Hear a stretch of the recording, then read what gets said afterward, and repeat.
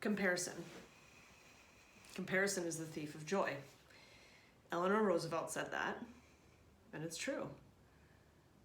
Typically when we bring up comparison or we think of comparison, it is me to you. Compare yourself to me, I compare myself to you, or someone else.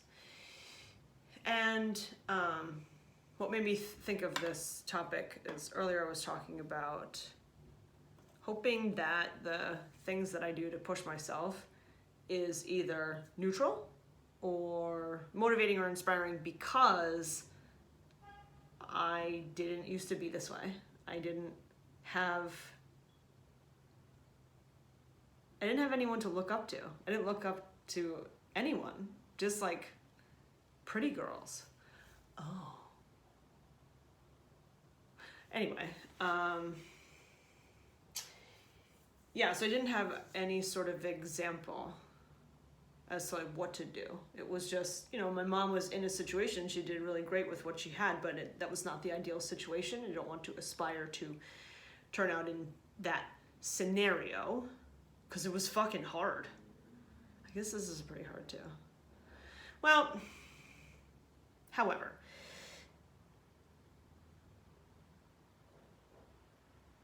when you compare yourself to someone who maybe is doing something that you want to do, or comparing yourself to someone who has something that you want, that's difficult. If they have something you want, can you acquire that thing? Do you have the means or the time, or is it like a genetics thing where, oh, I admire that person, or not admire, but I envy that person for being tall. You can't get fucking taller, but you could get fitter, healthier. You can dye your hair, you can get tattooed, you can get all the plastic surgery. Like you can, I don't know, you can buy a lot of that shit if you can afford it.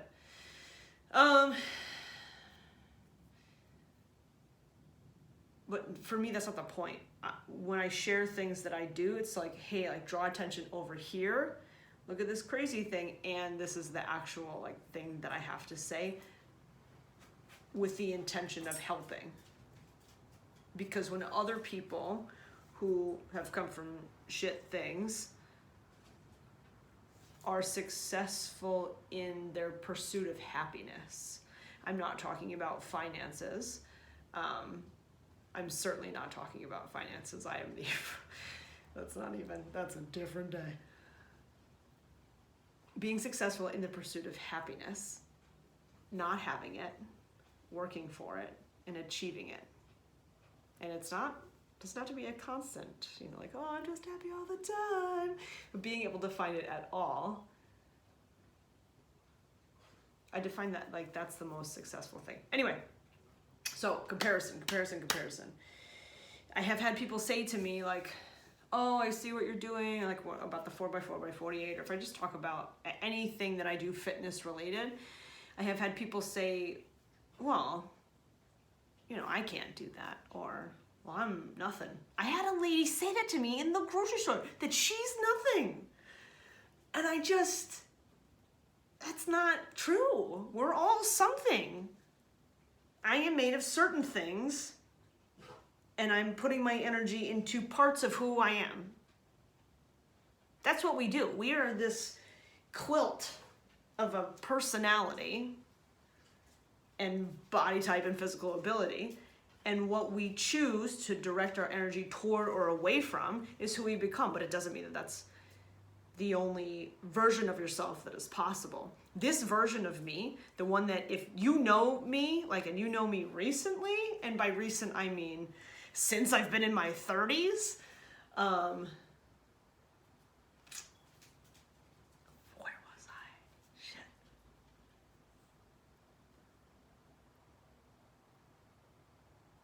Something, oh my God. I'll find it. I was different. Oh, yeah. It's just been like a lot of shit. Wow, the brain is so funny that way, huh? I feel like it's at the forefront of my mind in a way that's like just oh, those things happened. It happened. Like, Dan died. I was in the hospital. I didn't have anything. There was nothing. There was just nothing. It was totally empty. And that happened. And it's not happening anymore. But it felt like it was an over and over and over again thing. Anyway, so we change based on what's available to us. It's like nature versus nurture, but not just from your childhood, because you can pivot, you know, in all of these different directions. So when you compare yourself to someone else who is doing something that you want to do or has something that you want to have, first see if, like, really look and see if you can acquire that thing or become that thing if it's something that's positive and beneficial to you, you know? Like I used to look, not like look up to, but think like, oh, it'd be super cool to be part of the mob. You know, as like a kid. Pursuing that would not be beneficial to me, although I still think it'd be pretty cool. But I don't want to do like, I don't want to kill people. Anyway, oh my God, I'm going to tell you guys a story. Because, all right, when I first moved in here, it was right when I broke my foot, and I weighed a lot more pounds than I do right now. Let's say like 50 pounds more, maybe a little more. And I moved in October, and my foot was broken, so I was wearing, what's it called? An air cast? So, you know, like a boot. I was wearing a boot up to my knee, and I had a shirt on like this with the sleeves cut off, so my, you know, my tattoos were out. And I was standing on the front porch, and I don't know why I was outside, but I was like trying to go back inside. It was not very comfortable to be standing, which is why my right leg is tighter than my left leg. Anyway, nobody knows that. Nobody cares. The neighbor lady, not this one right next to me, they're great, and I don't know anybody else, but somebody from down the street, she says, she walks up onto my porch, just fucking walks up. And she says, oh, there's a down power line over here, back here in the alleyway. Do you want to go see it? So my house, it's 8 houses in a row, and all of our driveways are in the back, and there's an alleyway to access the garages. So that kind of alleyway, it's not, I don't know, it's not creepy or anything.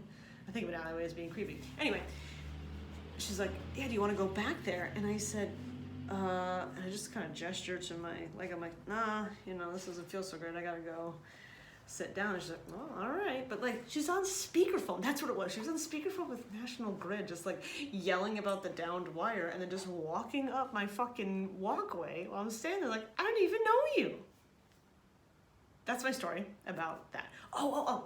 No, that's not the story. She said, well, would you fall off your bike? Like that, like with disdain. Like I was on a bike. Because of my tattoos, the bike meaning motorcycle. Like, lady, I'm the fucking last person in the universe who would be on a motorcycle. I just said no, and looked at her. And she walked away. I find it's like really fun when I recognize that someone else is annoying me and they're intimidated by me, which is so, it's like the funniest thing to experience. Then I just lean into that and I just keep my face how it is. I just keep my face how it is. A lot of times I'm trying to not make my face how it is, because I compare myself to who I think I'm supposed to be. That's it. And so do you.